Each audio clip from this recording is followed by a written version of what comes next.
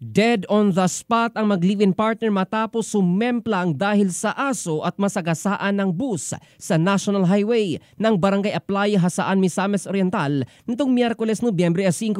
Batay sa ulat ng pulisya ng Hasaan, nasagasaan ng motorsiklo ng mag-live-in partner ang aso na biglang tumawid sa kalsada. Dahil dito, nawalan sila ng kontrol at tumilapon sa kabilang bahagi ng daan, eksaktong dinaanan ng isang pampasaherong bus na patungong Cagayan de Oro City.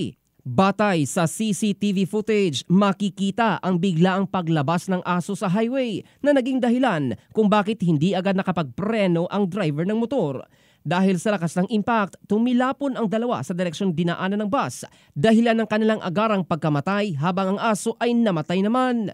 Kasalukuyang nasa kustodiya na ng Hasaan Municipal Police Station ang driver ng bus at posibleng maharap ito sa kasong reckless imprudence resulting in homicide, depende sa desisyon ng mga pamilya ng mga nasawi.